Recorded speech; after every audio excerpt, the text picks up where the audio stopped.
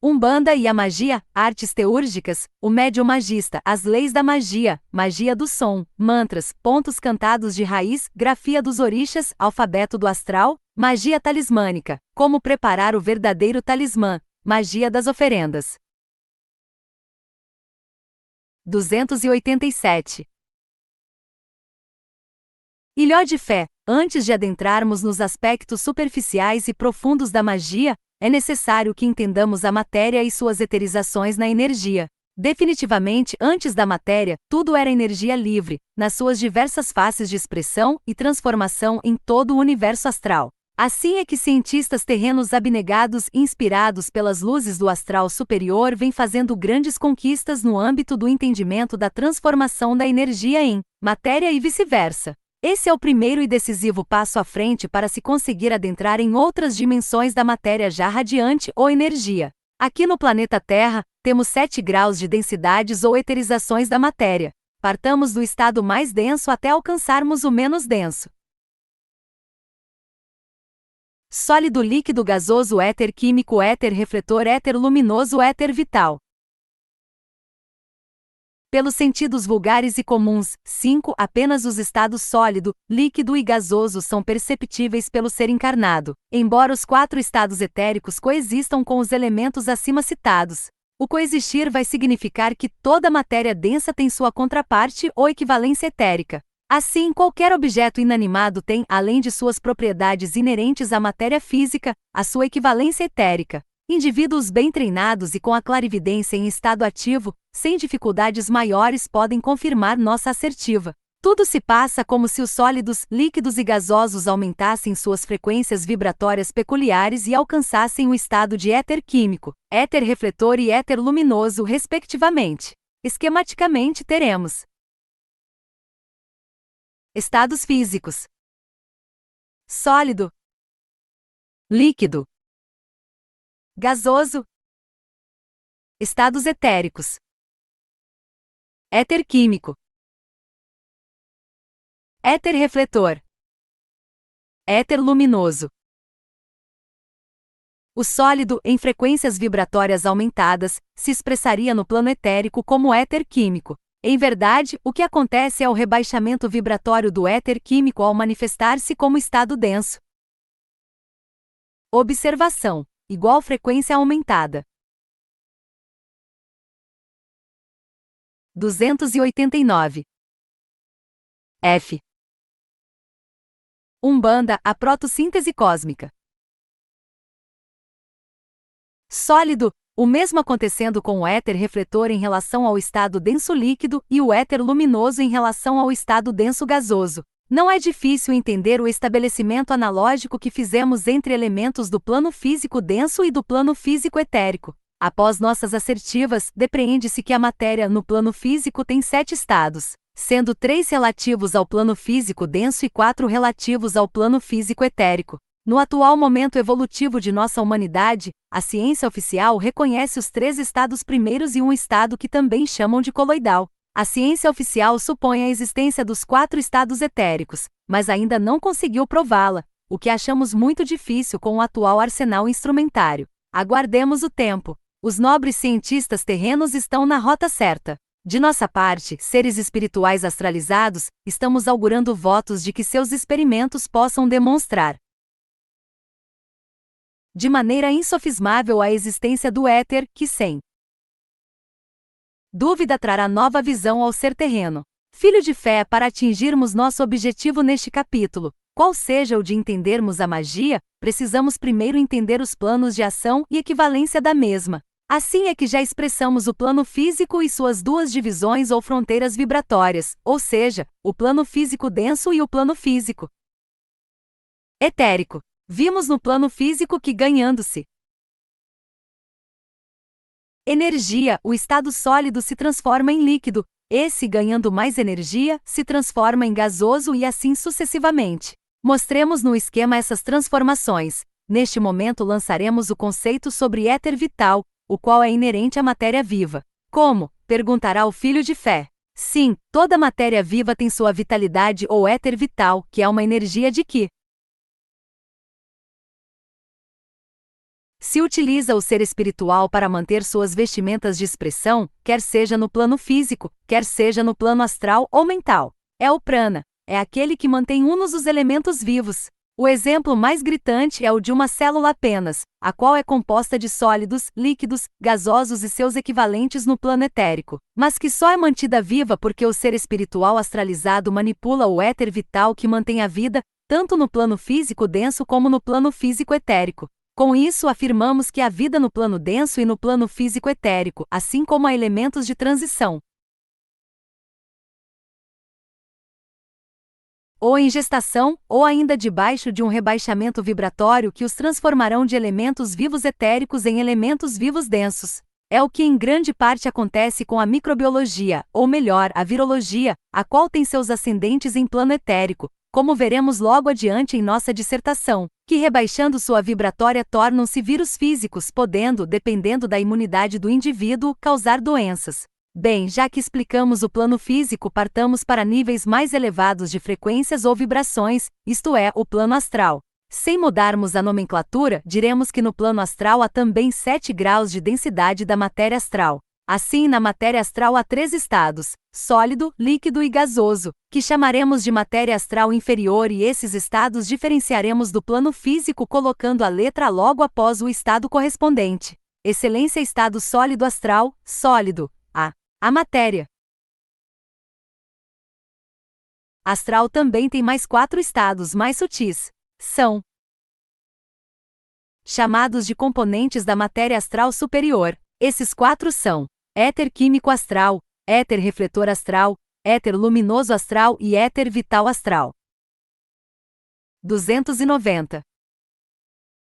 Capítulo 15. Também aqui afirmamos que rebaixamentos vibratórios dentro da frequência relativa ao plano astral mudam a matéria astral em etérica, tendo, é claro, frequências diferentes, mas proporcionais. Fica também patente que há seres inanimados no plano astral. Como inanimados queremos dizer objetos minerais, água, enfim, tudo que não tenha vida. Há também seres astralizados que usam suas vestimentas astrais, corpo astral, para poderem se manifestar neste plano de frequências ou energias. Nesse plano astral, é claro, há seres astralizados com maiores ou menores densidades em seus ditos corpos, como há também variada gama de animais, alterando também sua densidade de plano a plano, dentro ainda deste plano astral. O mesmo que explicamos em relação ao plano físico denso aplica-se ao plano astral, principalmente no rebaixamento de frequências vibratórias, onde há mudanças de estados e até mudanças de planos, as quais, principalmente, deixaremos de trazer à baila em virtude de sua complexidade técnica e por fugir das finalidades a que nos propomos. Antes de encerrarmos nossa proposição sobre o plano astral, mais uma vez reiteramos a informação de que tudo o que dissemos em relação ao plano físico se presta ao plano astral, e só não registraremos para não nos tornarmos muito repetitivos. Queremos também frisar que os éteres vitais físicos ou astrais constituem elos de movimentação de todo o sistema de transformações que ocorre com a energia. É também o constituinte dos auras. Após a matéria astral, falemos da matéria mental asterisco, a qual obedece o mesmo esquema, em equivalência mais sutil, menos densa e mais rarefeita do que a matéria física e astral. A matéria mental, inerente ao plano mental, se apresenta também em 7 graus de densidade. A matéria mental inferior é constituída pelos estados sólidos mentais, líquidos mentais e gasosos mentais. A matéria mental superior é constituída de éter químico mental, éter refletor mental, éter luminoso mental e éter vital mental. Assim, a matéria mental é a matéria mais rarefeita e que possui os maiores níveis de frequência vibratória, sendo que o seu rebaixamento vibratório pode transformá-la em matéria astral. Entendemos, pois, rebaixamento vibratório como sendo a coesão da energia. Essa coesão muda essa energia, ou melhor, transforma-a em energia de plano imediatamente abaixo, mas sempre, é claro, ficando no plano original seu molde vibratório. Assim, vejamos no esquema da página a seguir como os níveis energéticos vibram. Nele, fica claro que o nível energético no plano físico tido como éter luminoso relaciona-se com a matéria mais densa, sólido, no plano astral. Por sua vez, o éter luminoso da matéria astral relaciona-se com a matéria mais densa, sólido do plano mental. Energeticamente, há um maior desarranjo ou entropia vibratória da matéria física astral e a matéria mental. O sistema vai ganhando energia à medida que sai do plano físico, interpenetra o plano astral e daí ao plano mental. A energia mental é de tão alta frequência que a mesma se torna praticamente rarefeita, mas poderosa em funções. Por esse pequeno estudo da matéria, a qual é energia condensada a vários níveis, fica-nos mais fácil entender a ação da magia nos 3 planos, pois como veremos não há magia em um só plano, haja vista que os 3 planos se entrosam, estando profundamente interligados uns aos outros. Assim iniciamos o nosso capítulo definindo, ou melhor, exprimindo magia como a manipulação e transformação da energia ** nos vários planos em que ela *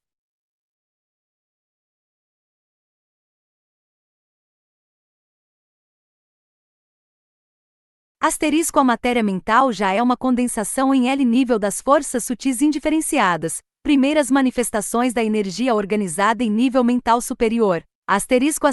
Nota do médium, em 1969, Gell-Mann, Prêmio Nobel de Física, por meio de modelos matemáticos, dissertou sobre hipotéticas subpartículas, os quarks, que seriam os componentes das partículas subatômicas.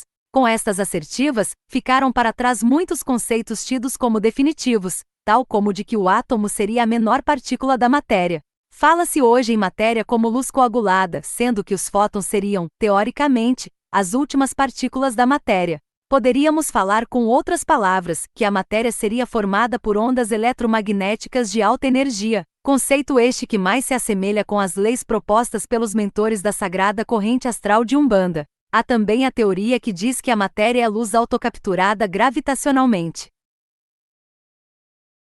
Autocaptura-se em um colapso gravitacional, formando um mini black hole, o qual seria a unidade fundamental da matéria. Nesta partícula não há nem espaço nem tempo. Este mini black hole é um buraco no vácuo. Os mini white holes seriam unidades fundamentais da antimatéria. Como podemos observar com estas demonstrações, nossos humildes e despretensiosos caboclos, pretos velhos e crianças já de há muito nos vêm ensinando essas verdades, mormente quando tem essa oportunidade. Isto é para que todos possam entender que nossas entidades não são ignorantes, como pensam e querem uns e outros.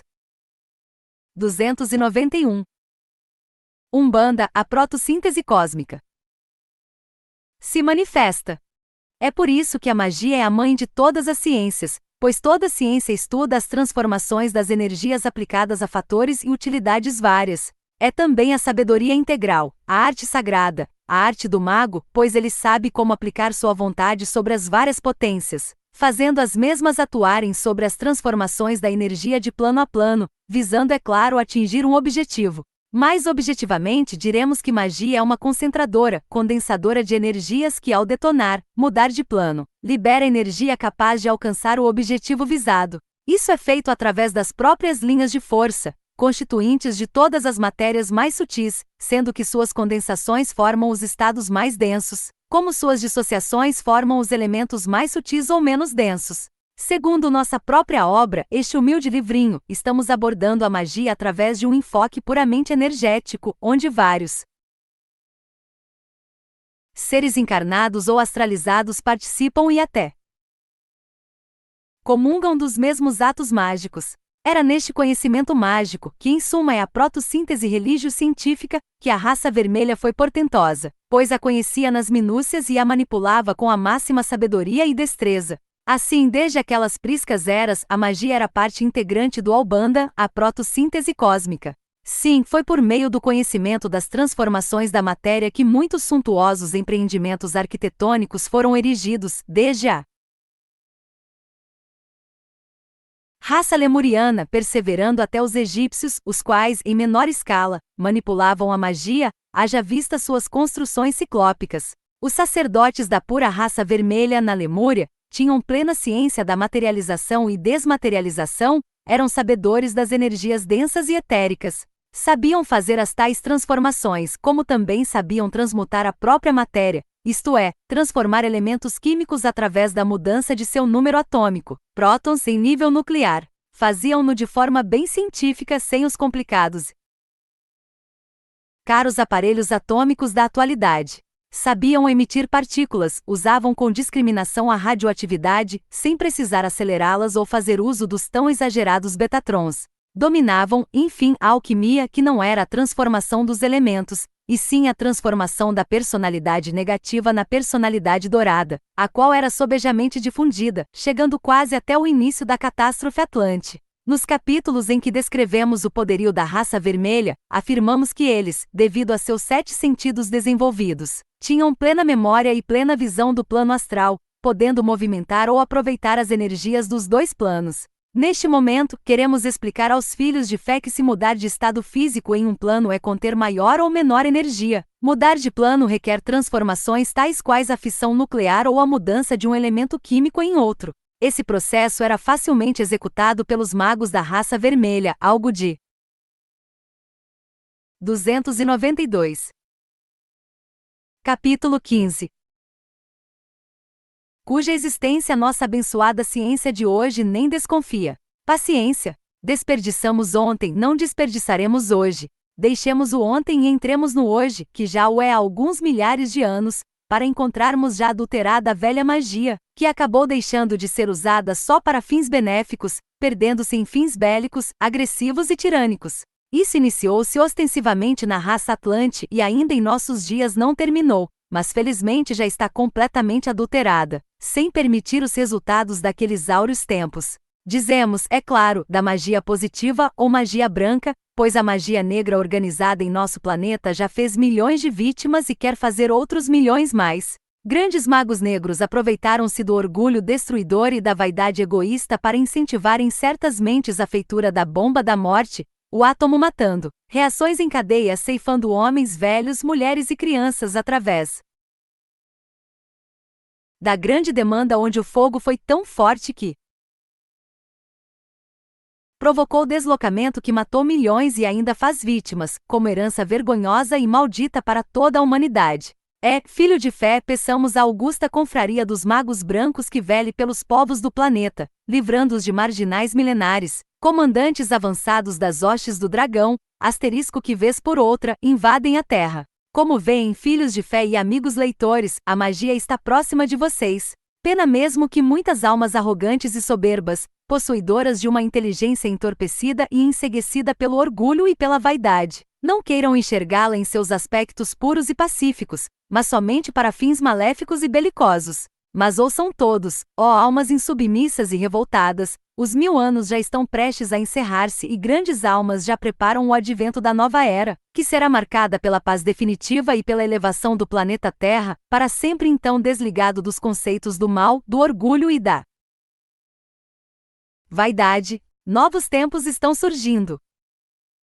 Colaboremos. O Albanda está ressurgindo, através do movimento umbandista aqui no Brasil, a terra das estrelas que iluminará todo o planeta. Assim, mostremos aos filhos de fé, segundo o pensamento interno de nossa doutrina, quais são as leis que regem a magia e dentro delas citaremos alguns ritos mágicos que muitos benefícios trarão aos vários filhos de fé que peregrinam por esses milhares de terreiros, cabanas, choupanas, tendas, etc. Antes, porém, dividamos a magia em magia cerimonial, são os vários ritos ou cerimônias pertencentes às operações que se fazem, tais como invocações, evocações, conjuras e outros apelos às várias potências colocadas em ação para objetivos vários. Magia cabalística, são as práticas mágicas executadas segundo os fundamentos da pura raça vermelha, através do conhecimento de sua tradição, que mais tarde foi velada e deturpada. Magia talismânica são os rituais que se fazem ao preparar determinados elementos, em constituição e geometria especiais, ligados a certos sinais cabalísticos e devidamente preparados e montados para os diversos fins. Neste instante é bom ressalvar que o talismã preparado pela corrente astral de Umbanda serve como condensador e repulsor de cargas e só é válido quando usado pelo indivíduo para o qual foi preparado. Ao contrário do amuleto, que tem propriedades que servem para qualquer pessoa, é a vulgarização do verdadeiro talismã. Leis da magia. Toda magia tem de iniciar-se pelo campo mental. há de haver a ideação, concretizando-a em forma de corrente de pensamentos, os quais imantarão e atrairão certas classes de entidades que vibram afins com a corrente de pensamentos. B. Após essa primeira fase, entrará muito particularmente e de forma decisiva no sucesso da execução e resultados provenientes da magia à vontade do mago ou magista. É cada vez mais que, dominando-se, o mago ou magista poderá dominar os elementos vibratórios ou mesmo atuar através da vontade. Asterisco nota do médium, hostes do dragão, espíritos inferiores, extremamente encarcerados no mal, magos negros. Asterisco nota do autor espiritual, deixamos de citar a magia natural, pois a mesma constitui o substrato para as demais modalidades de magia. A magia da luz, do som, dos elementos, das influências das 4 fases da lua, que fique claro, são indispensáveis aos ritos magísticos. 293. Umbanda, a protossíntese cósmica.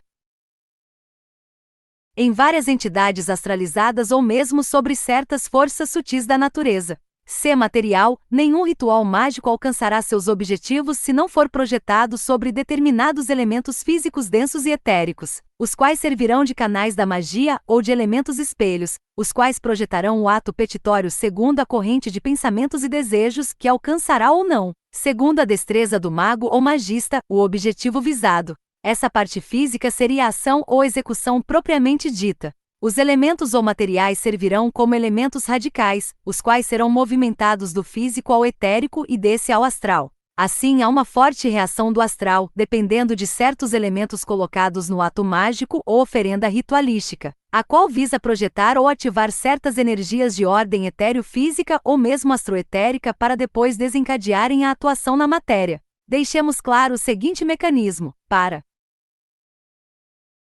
haver magia, há necessidade de elementos materiais específicos e especiais, os quais são manipulados em seus elementos etéricos e transformados em matéria astral, a qual desencadeia determinado ciclo e ritmo vibratório no campo astral envolvido, retornando ao campo etérico e físico, carreando certo código, que encontrará por intermédio de emissários astralizados os objetivos visados. Este mecanismo, embora seja simples, é básico para o magismo. Esquematicamente: mental, ideação, astral, vontade, físico, ação ou execução. Dando seguimento às leis da magia, não podemos deixar de citar os mecanismos básicos de uma evocatória ou ato petitório. Toda evocatória asterisco alcança vários níveis, dependendo, é claro, de quem a evoca, desejos, pensamentos, emoções, necessidades, etc. Mas se o médium magista ou aquele que é mago, é o grau mais elevado do verdadeiro médium magista, sabe como evocar e o que evocar. Tudo se passa como se houvesse uma fonte emissora, o mago, que visa alcançar a estação receptora, as entidades evocadas pelo mago.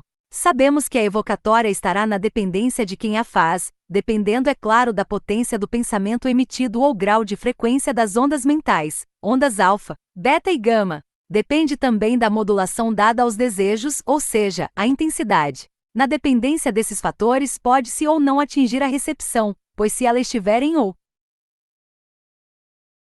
Asterisco nota do médium, o caboclo senhor sete espadas não fez aqui distinção entre os vocábulos raízes evocar e invocar. Foram usados como sinônimos. Todavia, ele mesmo diz que evocar, chamar de algum lugar, ordenar, invocar, implorar, pedir, rogar, pedir proteção. 294. Mecanismo básico da magia. Capítulo 15. Tras sintonia não receberá a evocatória, ou nem mesmo a corrente que se lhe pediu ou projetou. Todo ato mágico só é viável se as afinidades vibratórias se casarem. Assim, se o mago emite uma corrente de pensamentos limpos e desejos sinceros, a fonte receptora só receberá os benefícios dessa corrente se por afinidade vibratória estiver ela vibrando em sintonia com as correntes do mago. Esse efeito é chamado de ressonância, ou seja, houve sintonia vibratória. Estamos sempre exemplificando o mago branco, pois para ele e seus auxiliares é que queremos dar esses reforços. Após explicarmos o efeito de ressonância ou somação, é claro que poderá também haver dissonância, ou seja, não houve casamento vibratório, eram sintonias diferentes. Neste momento, gostaríamos de lembrar que os desejos também emitem certas frequências, sendo o desejo, de forma bem simples, força geradora de poder e vontade, podendo gerar luz ou treva. Dependendo, é claro, do mago, se branco ou negro. Tudo de acordo com pensamentos, vontade, elementos, etc. Ao falarmos sobre os fenômenos que ocorrem na petição de ordem mágica, não poderemos nos esquecer de fenômenos importantíssimos tais como reflexão, refração, ressonância, dissonância e reverberação. Do ponto de vista técnico, a evocatória mágica forma ondas eletromagnéticas que poderão ser dinamizadas ou dissipadas através do desejo, que poderá tornar-se condutor ou resistor. A evocatória é dirigida através da vontade, do desejo, que sem dúvida é manancial de poder, que na dependência da petição poderá ou não alcançar os objetivos ou as entidades evocadas.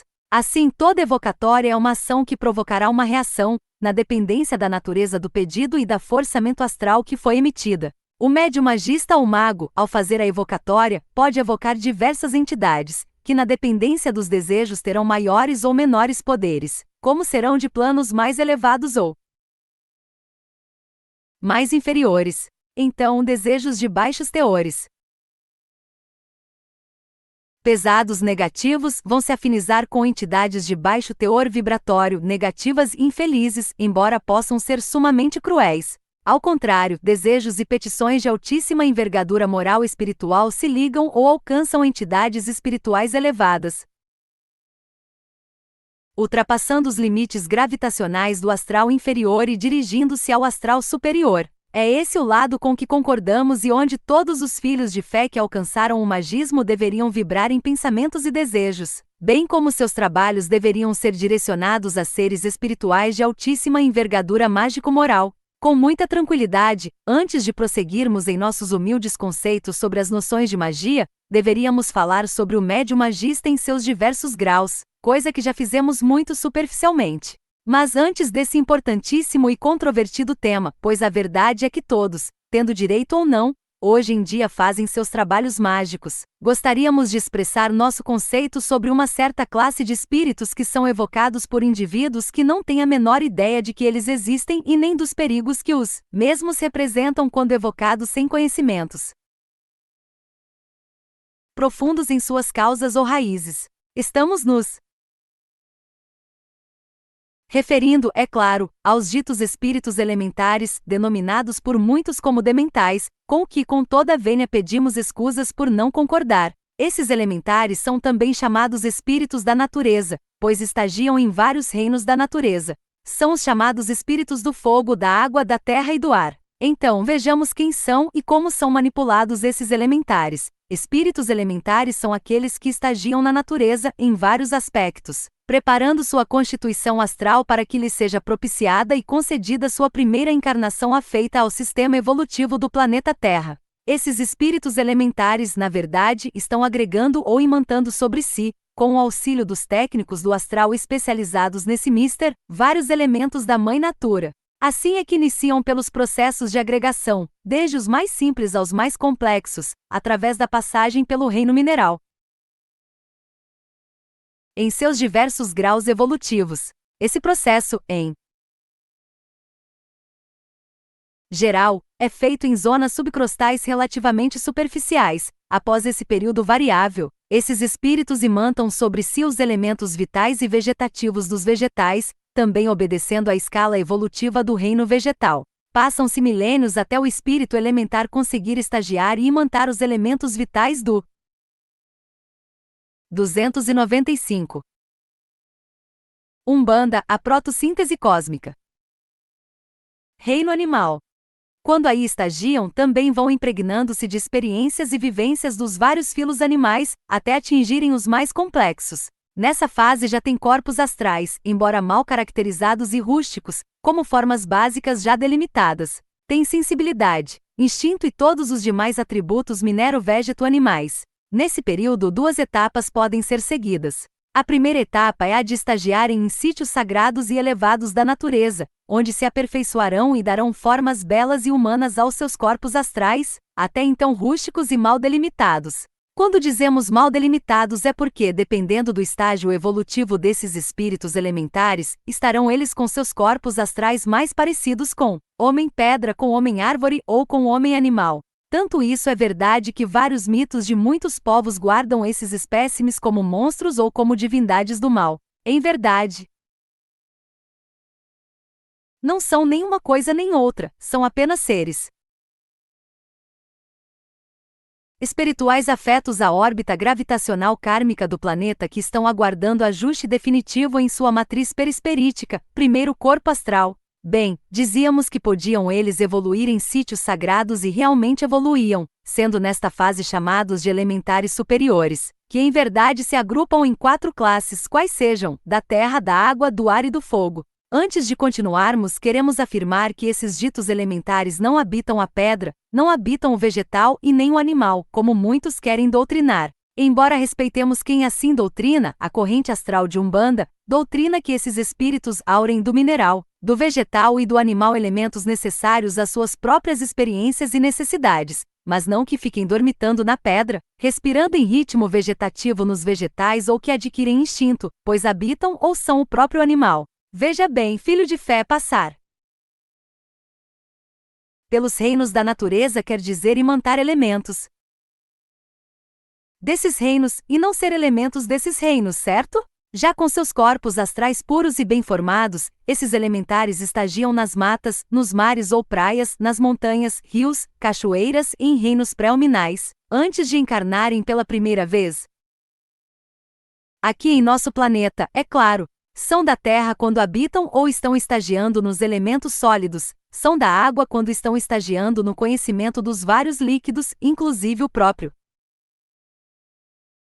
sangue e elementos sexuais, esperma, são do ar quando estagiam no conhecimento de certos processos vitais e expansivos, e são do fogo quando ficam sob os senhores dos éteres, asterisco que lhes dão forma final em seus corpos astrais. A par dessa classificação, todos podem ser evocados em favor de benefícios vários, pois são puros e seus auras vitalizarão positivamente as pessoas submetidas às suas vibrações, ao mesmo tempo que eles mesmos vão adquirindo um karma positivo. Eis um dos motivos pelos quais, muitas vezes, os evocamos em certos trabalhos, principalmente nas oferendas, onde eles se achegam, tomam ciência do preceito e pedidos, e só pela sua presença vitalizam potentemente o aura das pessoas participantes do trabalho. Temos assim o elementar superior, que é conhecedor da natureza e ajuda várias entidades espirituais na manutenção energética de seus aparelhos, utilizando-se até mesmo de certa gama de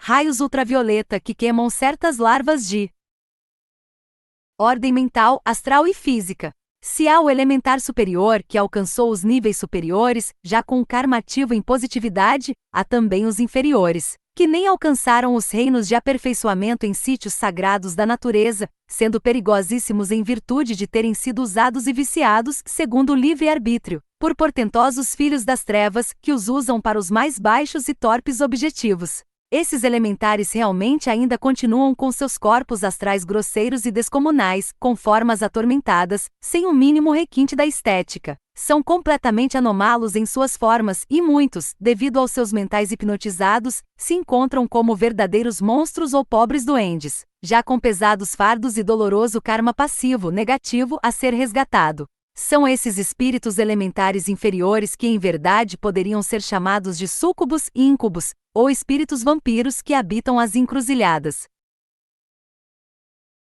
de ruas, os cemitérios, os locais onde há muita profusão de álcool, matadouros, prostíbulos, etc. Esses espíritos são asterisco senhores dos éteres, senhores das forças sutis, orixás. 296. Capítulo 15.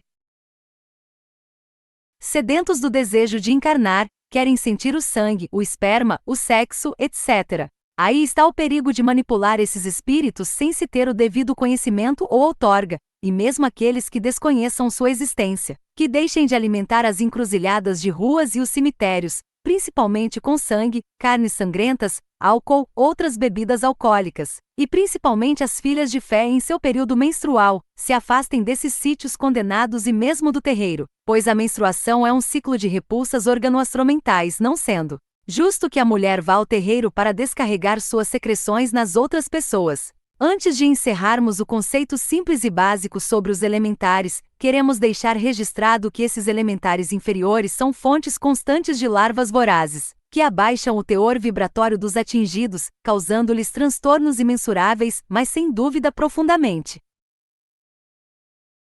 danosos ao atingido. Assim, aqueles que se sentirem atingidos por terem ido à encruza, ou mesmo aos cemitérios ou calunga pequena e lá terem ofertado, despachado, bebidas com carnes sangrentas ou mesmo aves ou bichos de 4 patas sacrificados, ou mesmo outras coisas, daremos algo que os ajudarão a repelir os vampiros que tanto sugam suas forças vitais. 1.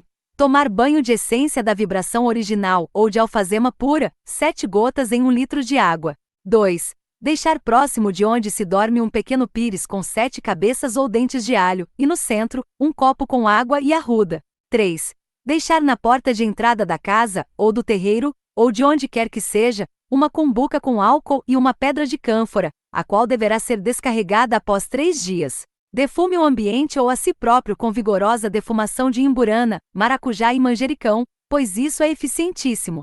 E só experimentar. São esses espíritos elementares inferiores que muitos videntes sem nenhuma orientação, quando veem, dizem logo serem Exus. No capítulo que trata dos Exus, explicaremos essas fundamentais diferenças, quando também falarmos sobre oferendas, citaremos os benefícios atingidos pelos elementares superiores. Mas para encerrarmos, precisamos deixar claro que esses espíritos não são da natureza, não e não. Outros dizem que não têm vida própria, sendo comandados por outras mentes, e que são apenas matéria dinamizada, sendo destruídos quando terminam ou deixam de alimentá-los. Muito ao contrário, esses elementares são espíritos indestrutíveis, portanto não foram criados por natureza nenhuma, estagiam sim na natureza. Confundem elementais que são formas pensamento, ou seja, a matéria astral, que como é muito plástica pode ser transformada e dela fazer-se como se fosse um ser com vida própria, não passando de um manequim ou boneco de matéria astral, sendo esses sim, destrutíveis pois existem enquanto o mago em geral negro, o alimentar com suas correntes de pensamentos, sendo logo a seguir destruído, e seus resquícios queimados pelos lixeiros do astral. Portanto, não confundamos elementais que são formas. Pensamentos sem vida própria com os elementares, que são espíritos no início de sua fase evolutiva. Por isso mesmo são chamados de elementares, ou seja, básicos dentro da hierarquia espiritual planetária. Esses elementares atendem a certos sinais da lei de Pemba, bem como a sons básicos da própria natureza. Os sinais a que obedecem são os da geometria astral, pois é como se eles se alimentassem vibratoriamente de suas formas, que movimentam certos clichês e esses, certas linhas de força, as quais eles imantam em seus corpos astrais. Daremos 7 sons simples e 7 sinais simples a que esses elementares obedecem, e somente se forem para benefícios vários e movimentados por quem saiba fazê-lo. Daremos um primeiro ângulo, pois há vários de maior profundidade, mas que requerem maior técnica e maiores conhecimentos, esses de conhecimento exclusivo dos raríssimos magos ou babalavos. Vamos ao som e aos sinais, asterisco esses devem ser combinados e voltados para o ponto cardial adequado, lembrando apenas que o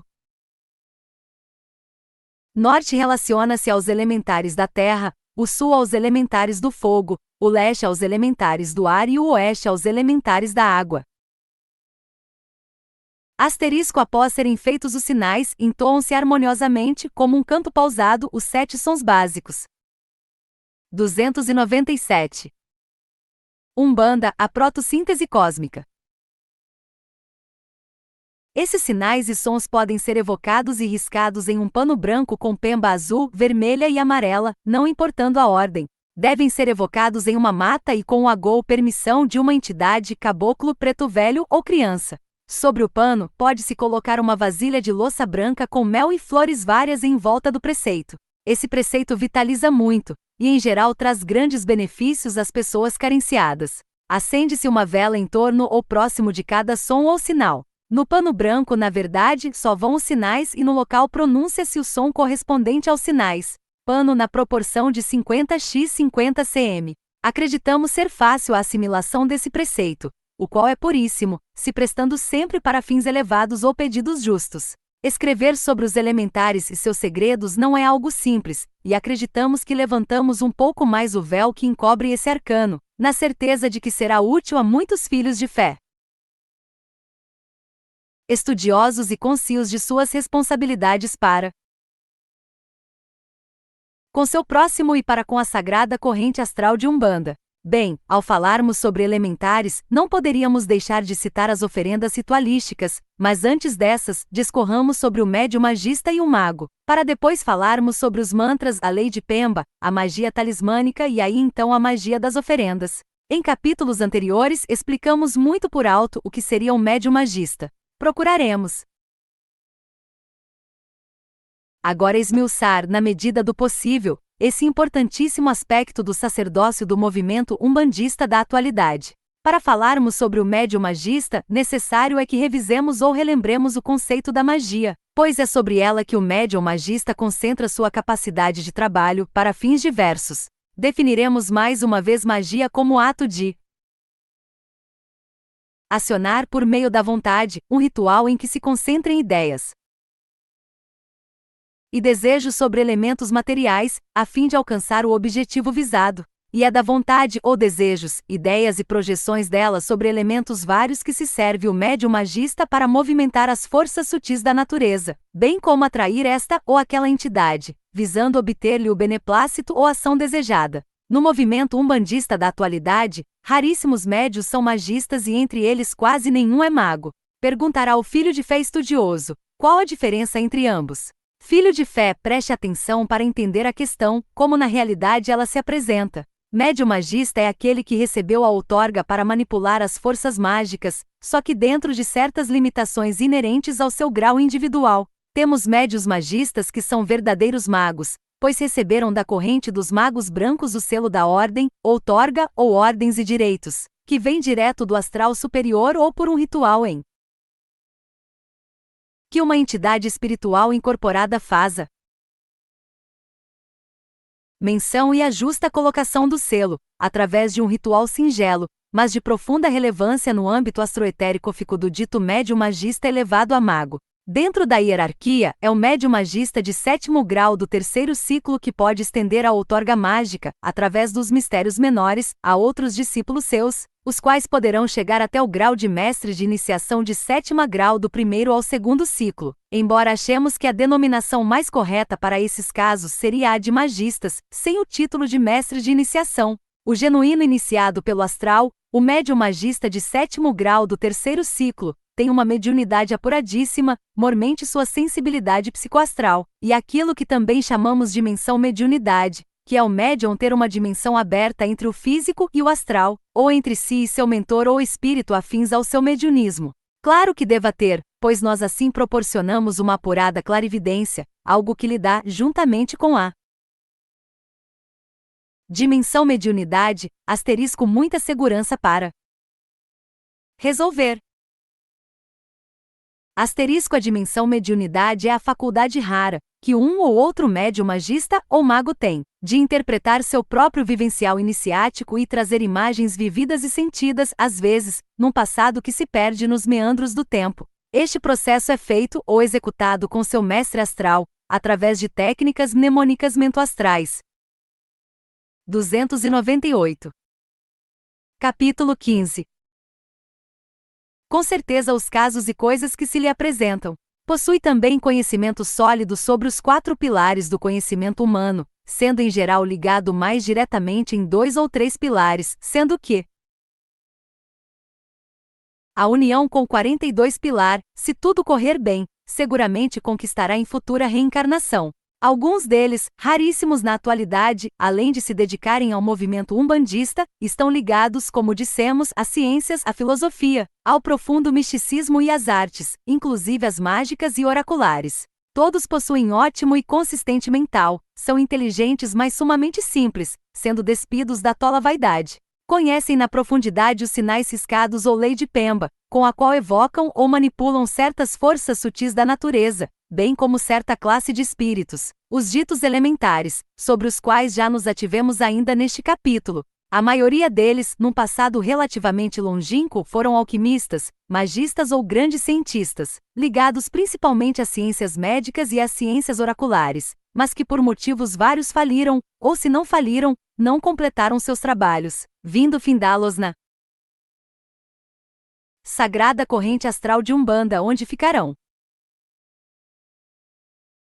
ligados e acobertados até a passagem para outro sítio planetário, outro planeta mais elevado, daqui a milhares de anos. Muito deles, os que faliram, foi por fazerem uso indevido da magia, da qual eram já na época profundos conhecedores. Alguns encarnaram no final da raça Atlante, não sendo muito difícil reconhecê-los até fisionomicamente, principalmente pelos seus olhos e testa, mas que inverteram esses conhecimentos para fins unicamente próprios ou para fins escusos, passando a conciliar-se com o astral inferior, através dos magos negros. As principais causas da falência, ontem e hoje, vêm pelo sensualismo exagerado, pois como possuem magnetismo em excesso, atraem vários seres, os quais na verdade, carentes de atenção e mesmo de afeto, encontram nesses magos os redutores salvacionistas, mas sendo que esse fato não deveria derivar para o sensualismo, algo que somente em raríssimos casos, os kármicos, tem nosso aceite. Fica difícil levantar este ou aquele julgamento apressado, sem estar de posse do ontem milenar, e mesmo assim cada caso é um caso, requerendo por parte dos tribunais competentes demorada análise e julgamento, algo que por fugir de nossa alçada, faz com que paremos por aqui mesmo. De maneira geral, se o mago ou o médium magista utilizarem seus conhecimentos ou poderes mágicos para perverter, inverter ou mesmo fazer pessoas voltarem-se para si afetivamente ou sexualmente, são sumariamente desvinculados de suas funções, mas, repetimos, se usarem de recursos mágicos. Caso contrário, não entram no mérito de julgamento dos tribunais relativos aos atos mágicos, e sim dos tribunais kármicos, que se pronunciarão como em outro caso qualquer, mas levando em conta as funções do dito ser espiritual encarnado, que embora técnico avançado, também trabalha sob sérios riscos, coisas não comuns às demais criaturas. Assim o mago deve ser analisado à parte, e assim o é, tenham certeza. Enfrentar o submundo astral combatendo o anos a fio com denodo tem, é claro, seu mérito, e não será por qualquer choque muitas vezes provocado pelo astral inferior, que envia até pontas de lança encarnados para isso, que caçaremos esses filhos de fé, sumamente importantes para os nossos objetivos. Como dissemos, cada caso é um caso, que é julgado pela confraria dos espíritos ancestrais, através da corrente dos 12 anciãos do templo, na corrente dos magos brancos do astral. Bem, dissemos do sensualismo, faltando comentar sobre a vaidade e a excessiva cobrança que vem pela lei de Salva ou lei de Ansa, que é uma cobrança ou recompensa financeira somente aplicada a certos trabalhos essencialmente mágicos e que manipulam energias ligadas às coisas do plano físico exclusivo, tais como assuntos financeiros, afetivos e mesmo demandas astrais com grande repercussão nas coisas do terra a terra. Mesmo assim, essa cobrança deverá ser para sua guarda ou preceitos que às vezes precisará fazer, pois as demandas de ordem astral poderão desabar vibratoriamente sobre ele ou até seus familiares, precisando, é claro, estar salvaguardado de tais entrechoques, os quais, para serem debelados, necessitam de preceitos sérios e reais, e muitas vezes um descanso físico e mental do dito mago, que se assim não o fizer, colocará em risco sua própria vida física, como também colocará em risco toda a confraria astral que nele tem um ponto avançado aqui no plano físico denso. Como veem, a situação é delicadíssima. 299. Umbanda, a protossíntese cósmica. Mas o que queremos frisar é que hoje em dia todos, sem estarem debaixo de uma outorga nem de médium magista, cobram por tudo e de todos, mesmo daqueles que nada têm e que por desespero pagam, na expectativa de verem resolvidos seus casos. Esses sim, aqueles que cobram e pensam que estão fazendo os outros irmãos de tolos, não sabem os transtornos que os aguardam aqui mesmo como encarnados e também quantas cobranças terão lá pelo outro lado da vida, após a morte. Verão que despertos mesmo não tiveram nada, pois ficarão escravos de um submundo que os explorará sem piedade. Mais uma vez reiteremos, a única vantagem que se pode levar desta vida é a de ser bom e amigo leal. O resto é utopia, é ilusão e muito passageira, tenham certeza. Antes de encerrarmos sobre o médium magista ou mago, não citamos a mulher, pois desde a remota Lemúria, a mulher foi vetada à manipulação mágica. Por quê? Bem, citamos os percalços que podem entravar o bom caminho do magista ou do mago, mas ainda achamos piores os que vêm pelas traições de que os mesmos são vítimas, principalmente por aqueles que gostariam de ser iguais a eles, e não o conseguindo. No início até se aproximam, e se fazem de amigos, até submissos. Mas sabemos bem quais são suas reais intenções, pontes que são do submundo astral, e como a inveja é a reação da incapacidade e a traição o atestado dessa incapacidade. Caem sobre os verdadeiros magos as mais torpes falsidades e infâmias, além de inverossímeis relatos. Asterisco, não estamos afirmando com isso que os nossos tutelados magos sejam isentos de erros ou culpas. Não, achamo-los tão humanos como outros quaisquer, só que sendo comuns aos demais, mesmo assim conseguem a iniciação, o que sem dúvida já é um mérito. Portanto, estaremos junto deles impedindo sua caída, já que muitos assim o querem, sejam encarnados ou desencarnados, rangendo os dentes de inveja e despeito. Podem render os dentes, pobres filhos de fé, um dia vocês aprenderão, mas até lá, caboclos. Deixará bem diz.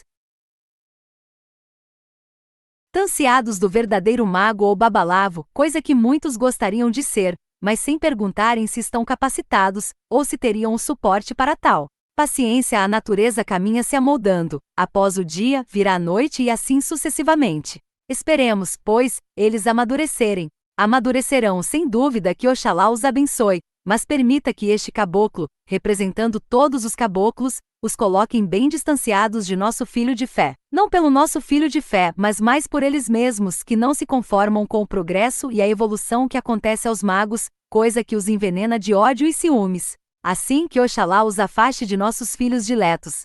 Bem, após citarmos o médium magista e suas funções, não poderíamos deixar de dizer que o verdadeiro mago manipula não só a magia, mas muito principalmente a teurgia, a qual pode ser definida como a aplicação mágica superior ou transcendental. É o mestrado da magia, é a ciência teúrgica, pois a arte é a aplicação superior da alta magia.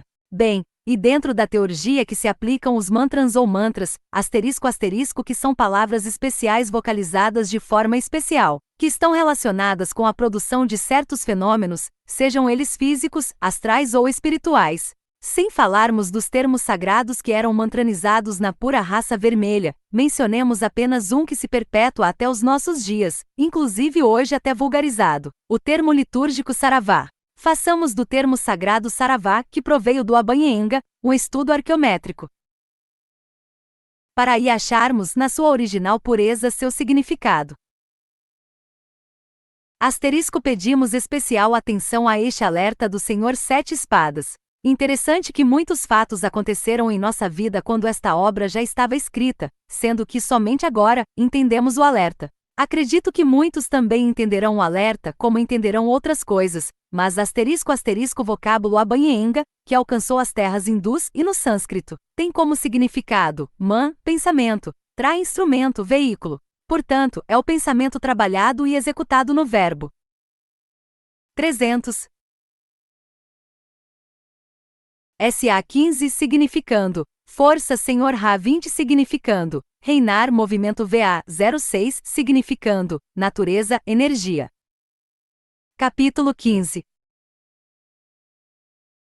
Assim, o termo litúrgico saravá se pronuncia segundo a modulação própria de uma das 7 variantes da lei, ou seja, os 7 mantras sagrados, os quais denominam as 7 potências originais ou orixás originais que, por sua vez, ao consubstanciarem suas qualidades e propriedades na natureza, reino natural, fizeram-no através das sutis correntes elétricas ativas e magnéticas passivas, que em síntese são as linhas de força. Assim, estamos observando que, segundo a coroa do verbo, o vocábulo místico sagrado saravá tem como um primeiro significado força propulsora da natureza ou atributo externo operante das potências superiores ou orixás. Ao pronunciar-se esse termo, está se ativando e veiculando pelas linhas de força quanta energetia afins à movimentação desejada na evocatória, sendo pois suporte vibratório aos seus objetivos que surgem em sua esfera mental e concretizam-se em sua esfera física. Elevados sacerdotes iniciados sabem que na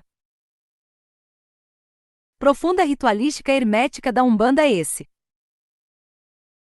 termo é vocalizado de 7 formas diferentes, obedecendo ao metro musical original não temperado. Ainda segundo as necessidades do médium magista, pode ser pronunciado em tons e subtons, oitavas acima e abaixo, devendo essa palavra ser pronunciada voltando-se a determinados pontos cardeais afins. O filho de fé já deve ter entendido ou mesmo percebido que o termo saravá é um mantra fixador da luz astral em movimento, bem como, dependendo de como é pronunciado, pode ser dissipador da luz astral em repouso. Coagula e dissipa corrente segundo a necessidade, podendo fixar ou dissipar vibrações tanto na esfera mental como na astral e na física. Após essas ligeiras observações sobre esse mantra, só nos falta dizer que ele frequentemente é utilizado sem nenhum critério, servindo muitas vezes como chacota para o profano, devido ao uso vulgarizado pelos próprios adeptos umbandistas, os quais esperamos venham a entender melhor, com o decorrer do tempo, que a palavra é remédio quando bem administrada e na dose certa, pois quando mal administrada e em doses elevadas pode tornar-se veneno. Como outros, também afirmamos que a palavra, antes de ser proferida, deve ser pensada, pesada, medida e contada. Assim, ao prosseguirmos em nossa jornada pelos meandros da magia, chegamos em algo essencial para o ritual da magia, algo que a grande maioria dos filhos de fé, mesmo alguns que se dizem médiuns magistas, desconhece quase que na íntegra em seus fundamentos. Estamos nos referindo, é claro, à lei de Pemba, ou grafia dos orixás. Quando dissertamos sobre as 7 vibrações no capítulo 11, vimos algo sobre a lei de Pemba que agora procuraremos mostrar como é utilizada em nossos rituais e como é a mola mestra de toda a magia etéreofísica. Todos os sinais da lei de Pemba são uma espécie de verdadeiro código entre os mentores que atuam na sagrada corrente astral de Umbanda. Esses sinais ou pontos riscados traduzem e imantam forças da magia celeste, pois são clichês códigos que traduzem ordens, direitos, responsabilidades, movimentos de forças ou energias, fixação ou dissipação, hierarquia da entidade e seus vínculos iniciáticos com esta ou aquela vibração, falange, etc. Indicam também poderes de quem os riscou, pois podem ordenar vários setores que se encontrem vinculados a quem riscou. Sendo assim, também é uma mensagem, uma espécie de código entre a confraria dos magos da Umbanda. Já vimos que uma entidade espiritual, quando quer se identificar por completo, dá seu ponto fundamentado em 3 princípios. 1. A flecha que identifica qual a banda da entidade, isto é, se é caboclo, preto velho ou criança. 2. A chave que identifica a vibração original ou a linha, isto é, uma das 7 variantes da lei. Uma vari. Observação. Usamos o sistema decimal, sendo que esse nos dá um primeiro ângulo de interpretação, que para nossos estudos já é suficiente. 301. Tradução do termo saravá, força que movimenta a natureza. O sinal gráfico na lei de Pemba é. A geometria é. Umbanda, a protossíntese cósmica. A ação sutil da chave pode identificar o grau dos protetores e entidades astrais com um grau de comando ou chefia, de sugrupamento, protetor superior, ou de grupamento, guia. 3. A raiz que caracteriza sua afinidade, seu grau e sua própria identificação, algo raríssimo. Pode dar o plano, isto é, se a entidade astral é um orixá, guia ou protetor. São sutilezas da lei de Pemba, verdadeira.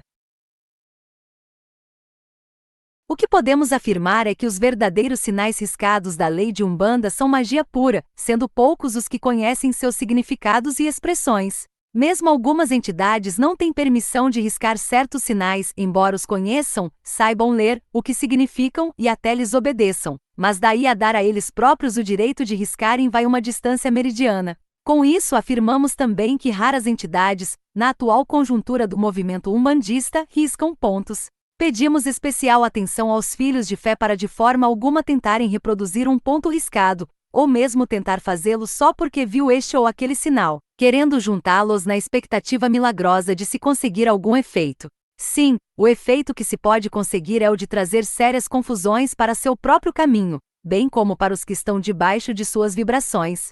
Riscar Pemba é algo seríssimo, pois implica ser iniciado de verdade pelo astral e conhecer não apenas letras, mas conjuntos.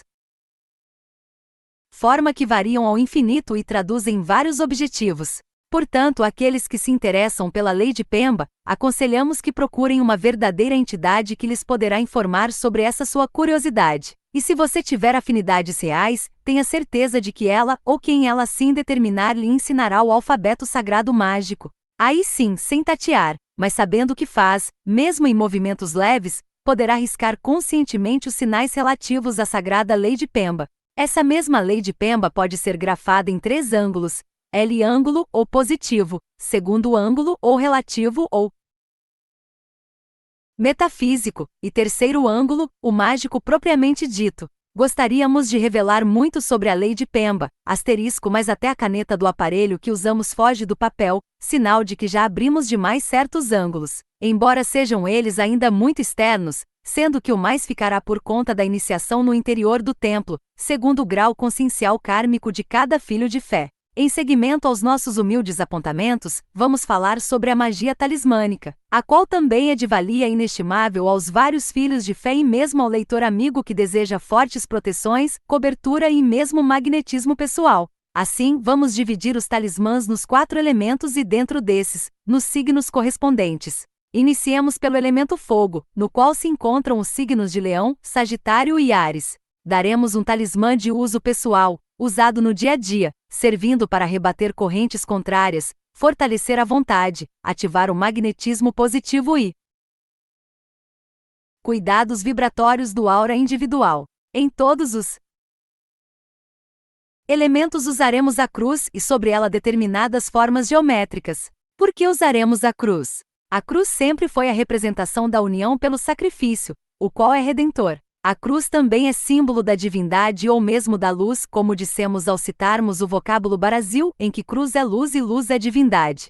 Após explicarmos sobre a cruz, façamos uma tabela para fácil compreensão dos talismãs pelos diversos filhos de fé. Filhos de fé dos signos do fogo, a base é a cruz e o elemento movimentador é o triângulo equilátero, assim como está na ilustração. Asterisco para maiores detalhes, pedimos aos filhos de fé que releiam o capítulo 11, na parte que cita a lei de Pemba. Acreditamos ter revelado algumas chaves importantes para a compreensão lógica da lei de Pemba. Muitos poderão achar que abrimos demais, que demos chaves jamais dadas a não ser no interior do templo e mesmo assim a 1 ou 2 iniciados. Sim, mas estamos cientes de que aqueles que entenderam esses fundamentos da lei de Pemba é porque já estavam maduros para tal. Terão um início seguro, pois o caminho é longo e penoso para aqueles que quiserem conhecer e penetrar nos arcanos da lei de Pemba. Que a luz do merecimento ilumine a todos. 302. Capítulo 15. Este talismã, sobre o qual daremos os detalhes, deve ser feito em 2 peças, sendo o triângulo sobre a cruz. A medida da cruz será de 5 centímetros de comprimento por 3,6 centímetros de largura, guardando as proporções da ilustração. O triângulo será equilátero e terá 3 centímetros de lado. O material para os filhos de fé que tenham nascido sob os influxos dos signos do fogo é o latão ou cobre, com um pequeno banho em ouro. As pedras serão brilhante para os nascidos em Leão, topázio para os nascidos em Sagitário, rubi para os nascidos em Áries. Essa pedra será apenas para ser cravada no alto da cruz, deverá ser usado em uma corrente colocada ao pescoço. Filhos de fé dos signos do ar, a base é a cruz e o elemento movimentador é o círculo, assim como na ilustração. Este talismã, sobre o qual daremos os detalhes, deverá ser feito em 2 peças, sendo o círculo sobre a cruz. A medida da cruz será 5 centímetros de comprimento, sendo que seu braço menor terá 3,6 centímetros. O círculo terá, também, 3 centímetros de diâmetro. O material para os filhos de fé que tenham nascido sob os influxos dos signos do ar é a alpaca ou mesmo latão. As pedras serão turmalina para os nascidos em Libra, esmeralda para os nascidos em Gêmeos, turquesa para os nascidos em Aquário. Essas pedras serão apenas cravadas no alto da cruz. O talismã deverá ser usado com uma corrente, sendo ela colocada ao pescoço. Filhos de fé dos signos da terra, a base é a cruz e o elemento movimentador é o quadrado, assim como na ilustração. Este talismã, sobre o qual daremos os detalhes, deverá ser feito em 2 peças, sendo o quadrado sobre a cruz. A medida da cruz será de 5 centímetros de comprimento, sendo que seu braço menor terá 3,6 centímetros. O quadrado terá 3 centímetros de lado. O material para os filhos dos signos da Terra é o cobre, com um banho de níquel. As pedras são safira para os nascidos em Touro, granada para os nascidos em Virgem, ônix para os nascidos em Capricórnio. Essas pedras serão apenas cravadas no alto da cruz. O talismã deverá ser usado com uma corrente, sendo ela colocada ao pescoço. Filhos de fé dos signos da água, a base é a cruz e o elemento movimentador é o semicírculo, assim como na ilustração que segue. Este talismã, sobre o qual daremos os detalhes, deverá ser feito em 2 peças, sendo o semicírculo sobre a cruz. A medida da cruz será de 5 centímetros, sendo a medida do braço de 3,6 centímetros. O semicírculo também terá um diâmetro de 3 centímetros. O material para os filhos dos signos da água é a prata. Asterisco: as pedras são água marinha para os nascidos em Escorpião, ametista para os nascidos em Peixes, ágata branca ou cristal branco para os nascidos em Câncer. Asterisco: nota do médium, podendo-se usar a prata baixa, que é bem mais barata, podendo a mesma ser usada por todos os signos. 303. Umbanda, a protossíntese cósmica. Após essa tabela, façamos o talismã individual, segundo alguns dados que aqui daremos, mesmo porque, além dos sinais que são de altíssima relevância, teremos os processos de imantação, que são o meio de torná-lo eletromagneticamente ativo, pois caso contrário será apenas um objeto sem nenhum poder ou aura de ação. Nas figuras abaixo vão estes sinais da alta magia da Umbanda, relacionados com o que há de mais sério e justo dentro da lei de Pemba. Para os nascidos em Leão, Orixalá, estes sinais podem ser gravados ou feitos em alto relevo. Na cruz, em sua cabeça, na parte posterior, deve-se gravar o nome no alfabeto adâmico, as iniciais. Para os nascidos em Sagitário e Xangô, estes sinais podem ser gravados ou feitos em alto relevo. Na cruz, em sua cabeça, na parte posterior, deve-se gravar o nome no alfabeto adâmico, as iniciais. Para os nascidos em Áries, Ogum, estes sinais podem ser gravados ou feitos em alto relevo. Na cruz, em sua cabeça, na parte posterior, deve-se gravar o nome no alfabeto adâmico, as iniciais. Para os nascidos em Gêmeos, Iori, estes sinais podem ser gravados ou feitos em alto relevo. Na cruz, em sua cabeça, na parte posterior, deve-se gravar o nome no alfabeto adâmico, as iniciais. Para os nascidos em Libra, Oxóssi, estes sinais podem ser gravados ou feitos em alto relevo. Na cruz, em sua cabeça, na parte posterior, deve-se gravar o nome no alfabeto adâmico, as iniciais. Para os nascidos em Aquário e Orimá, estes sinais podem ser gravados ou feitos em alto relevo. Na cruz, em sua cabeça, na parte posterior, deve-se gravar o nome no alfabeto adâmico, as iniciais. Para os nascidos em Touro, Oxóssi, estes sinais podem ser gravados ou feitos em alto relevo. Na cruz, em sua cabeça, na parte posterior, deve-se gravar o nome no alfabeto adâmico, as iniciais. Para os nascidos em Virgem, Iori, estes sinais podem ser gravados ou feitos em alto relevo. Na cruz, em sua cabeça, na parte posterior, deve-se gravar o nome no alfabeto adâmico, as iniciais. Para os nascidos em Capricórnio e Orimá, estes sinais podem ser gravados ou feitos em alto relevo. Na cruz, em sua cabeça, na parte posterior, deve-se gravar o nome no alfabeto adâmico, as iniciais. Para os nascidos em Câncer e Iemanjá, estes sinais podem ser gravados ou feitos em alto relevo. Na cruz, em sua cabeça, na parte posterior, deve-se gravar o nome no alfabeto adâmico, as iniciais. Para os nascidos em Escorpião, Ogum, estes sinais podem ser gravados ou feitos em alto relevo. Na cruz, em sua cabeça, na parte posterior, deve-se gravar o nome no alfabeto adâmico, as iniciais. 304. Capítulo 15. Para os nascidos em Peixes, Xangô, estes sinais podem ser gravados ou feitos em alto relevo. Na cruz, em sua cabeça, na parte posterior, deve-se gravar o nome no alfabeto adâmico, as iniciais. Bem, após entendermos a ilustração sobre os 12 talismãs sagrados, resta-nos dizer que esses talismãs, quando bem preparados e bem projetados com correntes da vontade e do pensamento sobre eles, tornam-se possantes acumuladores e condensadores de positivíssimas correntes eletromagnéticas, as quais formarão sobre o indivíduo uma aura de defesa que se casará com a própria emanação do indivíduo possuidor do talismã. Se o mesmo não livra o indivíduo de todas as mazelas, seguramente dará o mesmo equilíbrio e forças para não rebaixar seu tônus vibratório, o que sem dúvida seria a porta aberta para a entrada de correntes, de toda sorte de larvas, miasmas, bactérias de ordem astral, que depois se densificam e produzem doenças, fungos e mesmo agentes agressivos provenientes de magos negros que se aproveitam do rebaixamento vibratório para atacar e mesmo contundir através de elementos físicos, desmaterializados ou que tenham sua contraparte etérica que quando adentram no indivíduo vencendo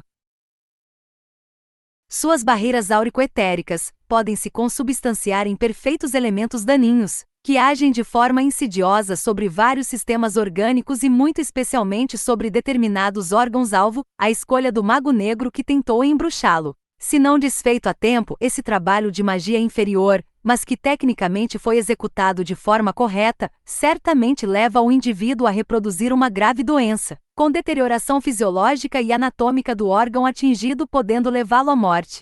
Isso não é fantasia ou supervalorização dos elementos morbosos e hostis colocados em ação pelos magos negros. Isso é realidade, que logo poderá ser explicada pela nossa ciência oficial. Tudo parece fantasioso, pois não se conhece o plano etérico, vizinho primeiro do físico denso, onde se estende um universo paralelo, onde bons e maus também convivem, e infelizmente aos choques e os confrontos, tal qual no plano mais denso, a par da constante vigilância de verdadeira polícia de choque do astral, os Exus guardiães, que vêm frenar e equilibrar essas ações funestas, mas que são inerentes ao homem em virtude dos baixos padrões morais assumidos e ainda hoje praticados. Os marginais do astral nada mais são do que homens, sem seus corpos físicos, que delinquiram através do ódio, inveja, ciúmes, orgulho, egoísmo e vaidade, sendo portanto filhos da discórdia, verdadeiros filhos da falange do mal, que em todos os planos têm pontes avançadas para executar seus atos escusos e ignominiosos. Bem, já chega, pois os filhos de fé são sabedores dessas coisas, apenas quisemos repisar e também mostrar a necessidade do talismã, que de forma alguma é um objeto embalado em fetichismo ou autossugestão. Estamos dando um talismã condensador de energias várias, por isso entram em sua composição o metal, a pedra e a magia cabalística proveniente da ciência do verbo que traduz e imanta forças da magia celeste. Assim, entregamos a você, filho de fé e leitor amigo, um talismã astromagnético que realmente, se usado como vamos verificar, ajudará em muito seus usuários. Portanto, vamos à parte fundamental, que é a imantação do talismã sagrado, vibrado e consagrado pela cúpula da corrente astral de Umbanda. A imantação do talismã.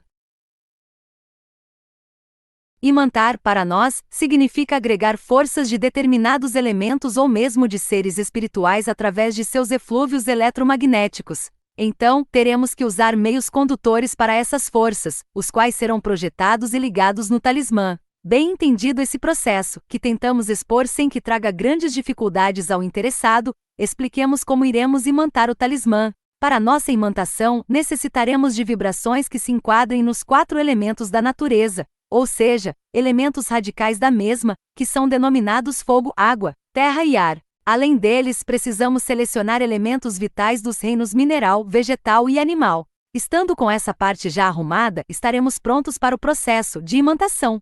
Comecemos por partes. 305. Umbanda, a protossíntese cósmica. Uma vasilha ou recipiente de madeira que deve ser furado, pequenos furos em seu fundo. 2. Quando a lua estiver num grau dia do quarto crescente, colher em uma praia, no horário planetário correspondente ao signo do indivíduo, água e areia do mar. A areia do mar a ser colhida deve ser aquela que estiver molhada, isto é, que esteja sendo banhada pelo mar naquele momento, pode ser no horário do orixa. 3. Após a colheita da areia e água do mar, que poderão ser substituídas por areia de rio e água de cachoeira, O interessado colherá na hora planetária de seu signo uma das ervas que constam da relação que já demos no capítulo 11, e que também podem ser substituídas pela erva dormideira ou sensitiva. 4.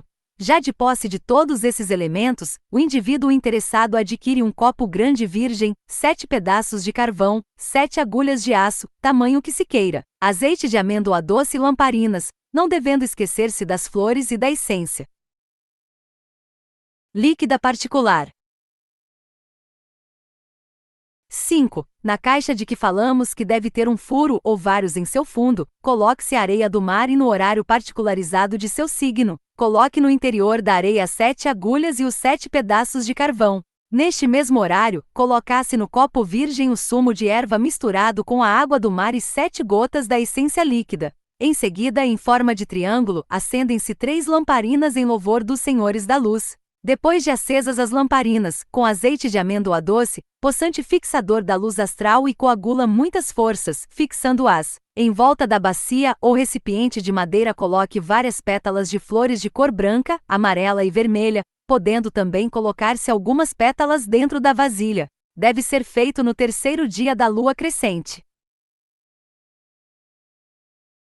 Após ter preparado esses elementos assim como explicamos, coloque o talismã com a corrente dentro da areia, que neste momento deve ser molhada com a mistura da erva, água do mar e essência. A seguir, pegue o copo, que ainda deve ter água do mar, erva e essência. Na primeira vez usar só a metade do líquido, volte-se para o ponto cardial leste, inspire bem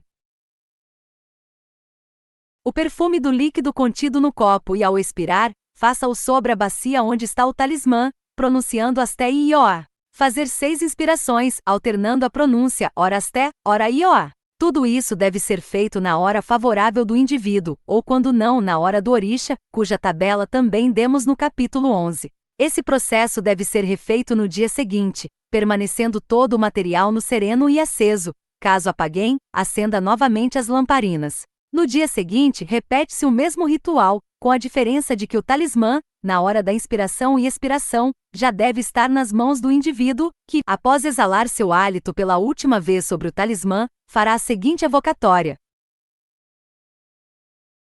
Em nome de Tupã, Supremo Espírito, evoco os poderes da sagrada corrente astral de Umbanda, para que através dos senhores da luz, da sabedoria e da vida, orixás virginais, imantem este talismã, e que o mesmo esteja imantado com as forças da sagrada corrente astral de Umbanda. Assim, em espírito e verdade, eu, fulano, peço filiação à sagrada corrente astral de Umbanda e sua cobertura, através deste talismã sagrado, que me livrará de todos os males, me trazendo luz, sabedoria e vida. Asté Savatara Umbanda.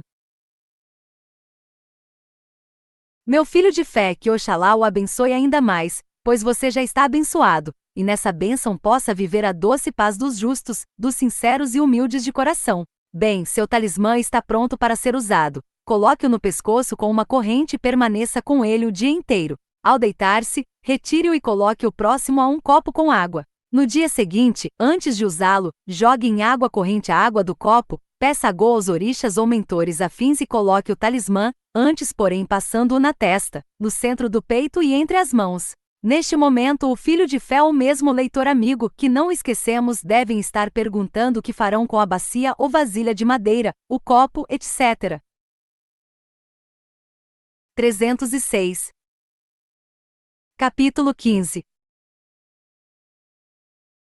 A vasilha de madeira será guardada, sendo que esse ritual deverá ser refeito sempre que o filho de fé sentir essa necessidade, na lua crescente, é claro. Quanto às flores, as mesmas poderão ser encaminhadas a um rio ou mesmo a uma pequena mata, mas que seja limpa e só. A priori, poderá parecer difícil ao filho de fé ou leitor amigo a preparação de todo esse ritual, começando inclusive pelo talismã, o que de fato é trabalhoso mas não complicado.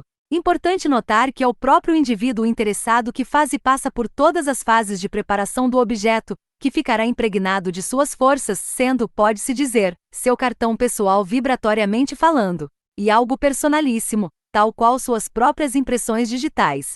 Não nos demoraremos mais neste tópico, pois já estamos entrando em outro aspecto deveras importante da magia ritualística, qual seja o ritual das oferendas, no prólogo de nosso enfoque sobre a magia ritualística, em que nos ateremos às oferendas rituais.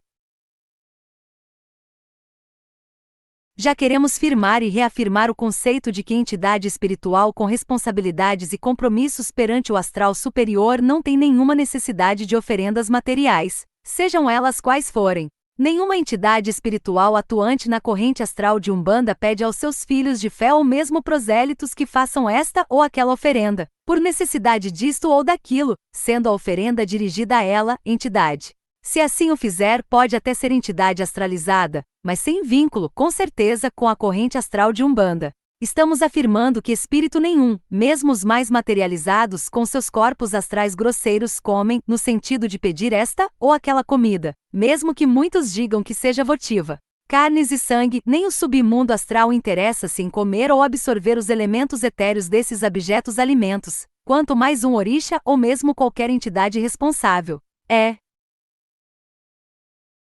óbvio ululante que nenhuma entidade tida e a vida. Como orixá vai se comprazer com o sacrifício de um animal, seja ele de pelo, penas, de 4 ou 2 patas, como é costume falar-se por aí afora. Já não bastam os matadouros com seus depósitos de larvas, que alimentam os desejos mais baixos das humanas criaturas e daqueles que lhes compartilham a vivência, os espíritos ignorantes e doentes? De onde pensa o filho de fé que vem as grandes discórdias e ambições mundiais, que terminaram em terrível morticínio fratricida e que perduram até hoje? Sim, vem da incongruência de atitudes do ser humano, ainda distanciado dos princípios da justiça cósmica. Dentre essas atitudes incongruentes está o hábito infeliz de sacrificar-se animais para deles retirar as energias suficientes para a própria manutenção, que cada dia mais se torna grosseira e esquisita, haja vista as concepções que muitos dos ditos jovens nos 4 cantos do mundo vêm apregoando. Não somos radicais, e achamos que a fonte proteica do ser humano não necessariamente precisa ser oriunda de animais pacíficos e auxiliares do homem. Por que não se utiliza a alimentação marinha, rica em todos os elementos necessários à manutenção da vida? Tanto isso é verdade que não podemos nos esquecer que no mar teve início a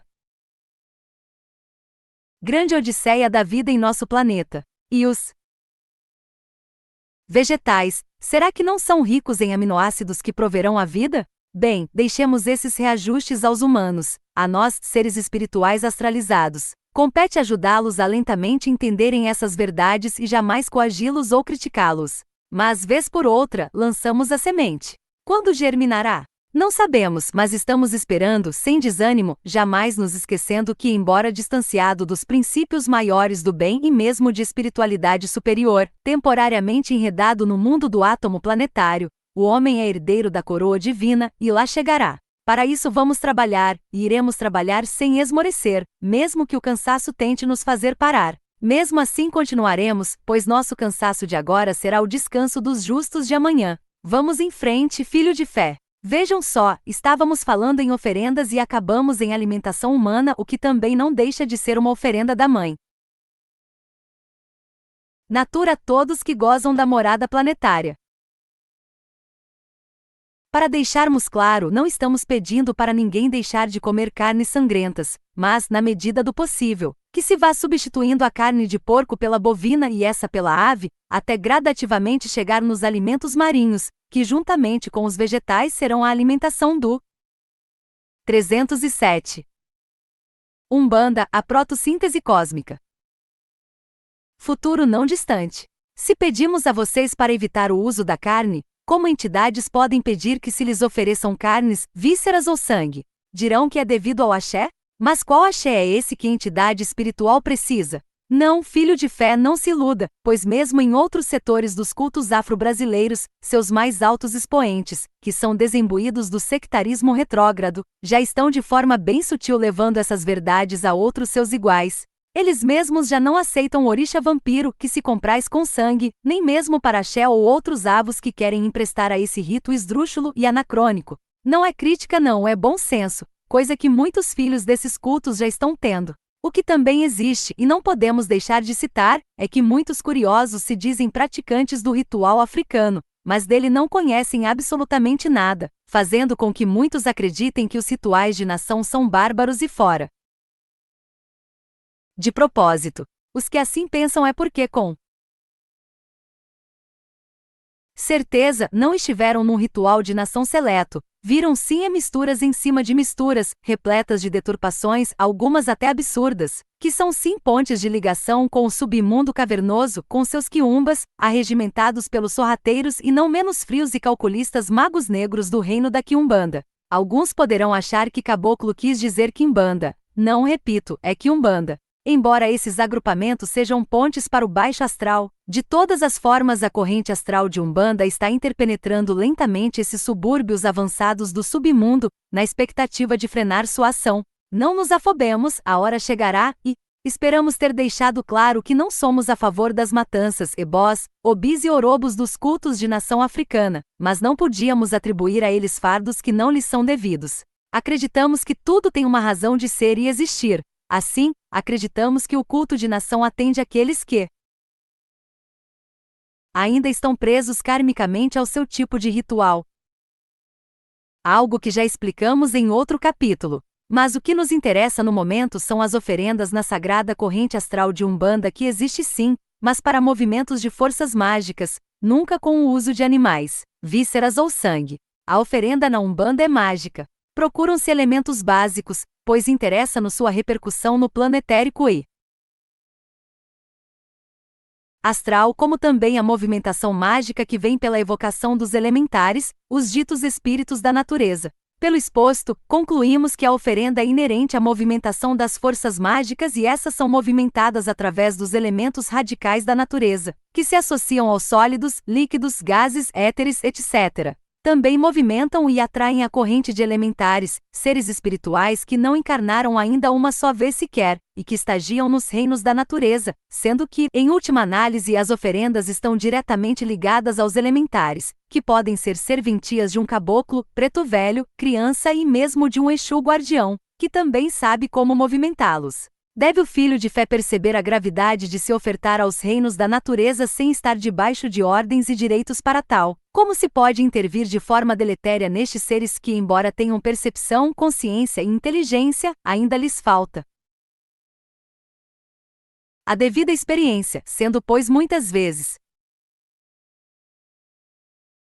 levados a manipular certas forças agressivas ou mesmo grosseiras, acarretando-lhes reações kármicas passivas no futuro. E aquele que os movimentou, seguramente a lei sobre eles incorrerá e agirá severamente. Não é da lei que quem deve paga?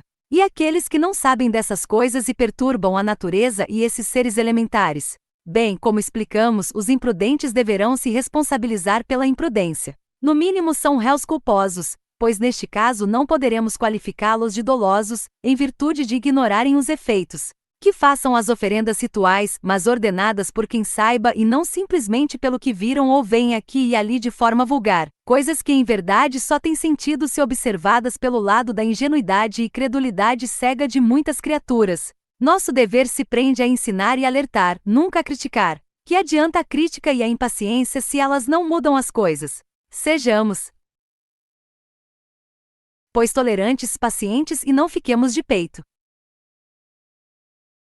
estufado dizendo-nos sabedores disto ou daquilo, criticando este ou aquele, achando que só é bom o que se faz, pois isso pode ser o início do fim. Para trás com as críticas, o importante é fazer o correto e não se importar com o que os outros façam, a não ser que os mesmos se interessem em querer melhorar e mu. 308. Capítulo 15.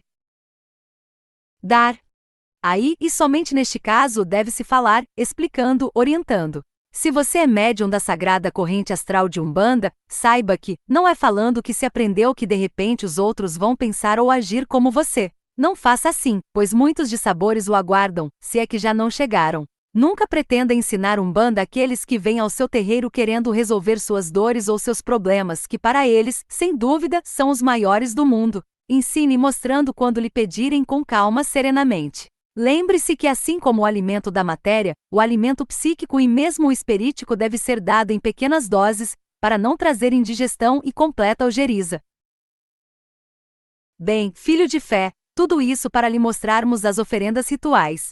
Mas como nosso conhecimento tem de ser de síntese, aproveitamos todos os momentos para elucidar sem perder os objetivos a que nos propusemos. E agora entraremos direto no âmago da questão oferendas ritualísticas. Oferendas ritualísticas. Os mecanismos mágico-vibratórios, já os expusemos ainda neste capítulo. Vamos, pois, ater-nos a explicar as finalidades das oferendas e os elementos para suas projeções alcançarem os objetivos visados. É fundamental que se entenda que na oferenda, joga-se muito com a energia ou matéria radiante e suas diversas transformações. A oferenda é fonte energética concreta para os diversos rituais mágicos.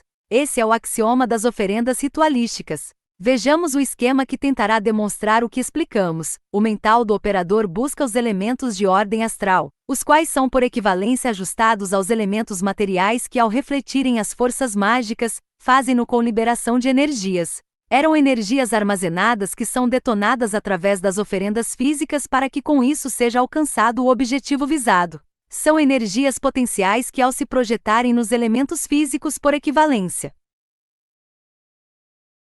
oferenda propriamente dita com seus diversos elementos, se condensam ainda mais até descondensarem-se pelo aumento vibratório. Esse, ao detonar, atinge primeiro o plano etéreo, depois o astral e por último o mental. Para mais fácil assimilação, vejamos aquilo que Caboclo chama de respiração da natureza, em que os elementos radicais ou neumas asteriscos se entrecruzam e se transformam. Vamos ao esquema explicativo. Respiração da natureza. Usamos o vocábulo neumas, como elementos radicais da natureza, forças sutis ou vitais. 309. Umbanda, a protossíntese cósmica. Da terra para o fogo tivemos a dita inspiração, com liberação de energia, setas mostram um caminho. É o próprio metabolismo mágico, com sua parte anabólica, inspiração, e catabólica, expiração, fazendo com que o grande organismo chamado natureza tenha seus ciclos e seus ritmos. Essa respiração é um deles, e é dentro desse conceito que também mostramos ciência, podendo-se demonstrar o que expusemos.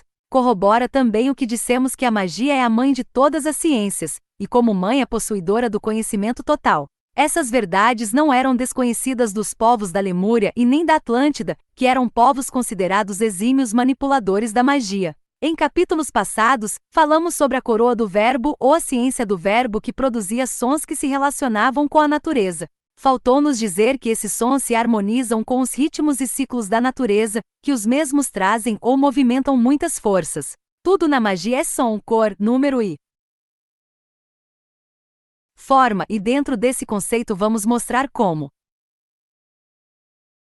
se movimentavam num passado longínquo, através do som projetado sobre as oferendas, as forças mágicas. Lembremos das 3 letras arquetipais que, como é óbvio, eram fonetizadas. Asterisco, as 3 letras são a STH igual a ST. Esse termo foi, através dos tempos por alterações fonossemânticas, sendo pronunciado como axé, o qual não perdeu seu significado de princípio básico, força vibrátil primordial de todas as coisas, princípio dinâmico e poder de realização. Bem, desvelamos mais este véu segundo a coroa do verbo, pois chegamos num termo por demais vulgarizado, mas que em verdade traduz princípio e poder, os quais são encontrados nas oferendas, que agora passamos a analisar segundo as 7 vibrações originais, as 7 potências, Orixalá, Ogum, Oxóssi, Xangô, Yorimá, Iori e Iemanjá.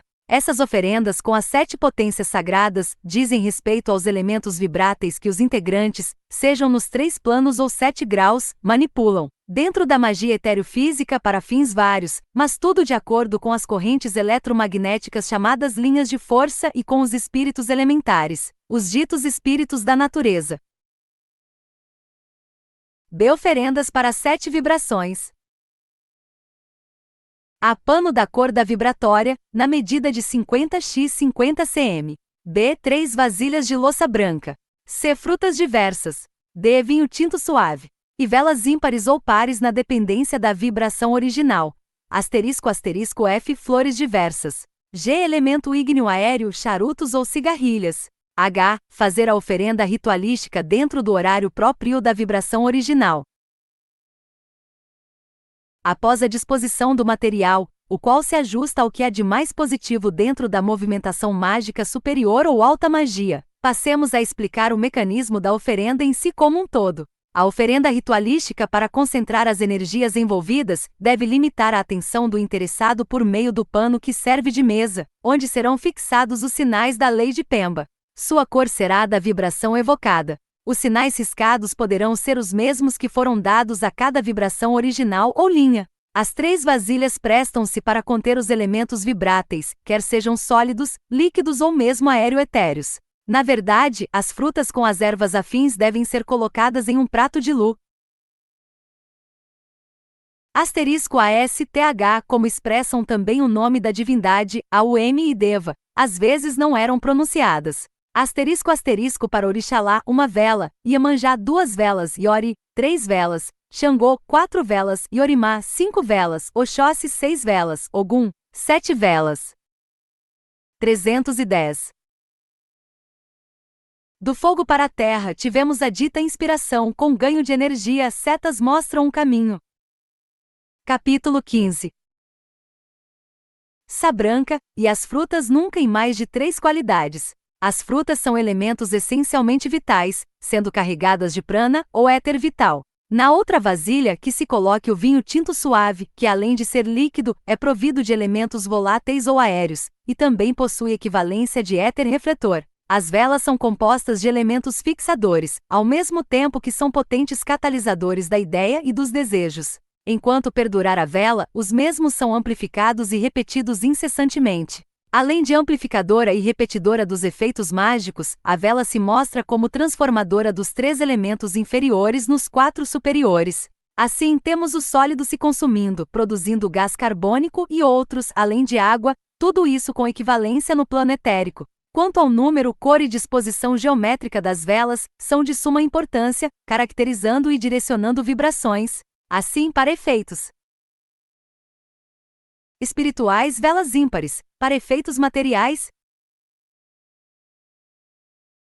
velas pares, sempre harmonicamente dispostas e nas cores que vibrem com as intenções da oferenda ritual. *** O elemento ígneo aéreo representado pela queima do fumo. Através de charutos condensa as ideias que logo atingem o éter químico, desencadeando os processos de transferência, que em resumo refletem a oferenda. As flores são elementos abundantes em prana, sendo também fonte de éteres químico, refletor, luminoso e vital, os quais são espargidos e formam o substrato etérico condutor da ideia e desejos, que encontram ressonância no plano astral, se refletindo sobre o plano etérico potencializado e ativando certas energias que encontram realização no plano denso da vida. Assim, em suma, se processa em ações e efeitos a oferenda ritual, alhures já por nós explicada, sendo que agora procuraremos sintetizar e entender o aspecto das transformações das energias que são colocadas em jogo. Ao encerrarmos mais este tópico, esperamos que fique claro ao filho de fé e leitor amigo que a oferenda ritual existe em sentido hermético, como uma transferência de elementos e energias, e se prende muito mais ao fato de restituir à natureza aquilo que temos gasto, inclusive na manutenção vibratória do corpo físico. Assim, tem ciência ofertar-se ritualisticamente de forma medida, pesada e contada, através da natureza e a seus espíritos elementares, os quais refletirão seus auras puros sobre as pessoas envolvidas na magia ritualística, além de atuarem energizando os pedidos, os quais, dependendo da necessidade, serão atendidos. Mas repetimos que se prestam mais aos processos de equilíbrio vibratório etéreo-físico daqueles que fazem seus pedidos e daqueles que movimentam a dita magia etéreo-física, através da oferenda ritual. Esperamos ter dado os aspectos mais positivos e simples dentro da arte mágica de ofertar-se elementos materiais aos espíritos da natureza, visando obter-se deles vários benefícios. É repetitivo, mas devemos dizer que todos os ensinamentos aqui ministrados se atêm à magia branca, nem devendo se cogitar dessas oferendas para fins em prejuízo de alguém, por mínimo que seja. Antes de encerrarmos, gostaríamos de citar que a magia etéreo-física, como estudo teórico e prático, é vastíssima. Não tivemos a pretensão de esgotá-la. Aliás, passamos muito por alto desse intento, mas esperamos que essas orientações sejam úteis aos filhos de fé, que em conjunto com o que até aqui expusemos, não terão dificuldades em coordenar adequadamente para fins vários, sempre em benefício do próximo ou de si mesmo, os efeitos simples, mas positivos, da alta magia de Umbanda. Asterisco asterisco. Asterisco se fizer uma oferenda a Xangô, 4 velas, relativa ao espiritual, usar ímpar, quer dizer, separar as 4 velas uma a uma, dando representações ímpares. E assim com as demais vibrações originais. Asterisco asterisco nota do médium, o Senhor Sete Espadas expressou magia como uma só força que na dependência do manipulador, torna-se branca ou negra. Com isto afirmamos que a direção das forças mágicas, e mesmo seus rituais, são de inteira responsabilidade do médium magista, isto é, o sentido positivo ou negativo que der a estas mesmas forças de ação mágica. Magia é, pois, uma só. O direcionamento é que está na dependência do operador. 311.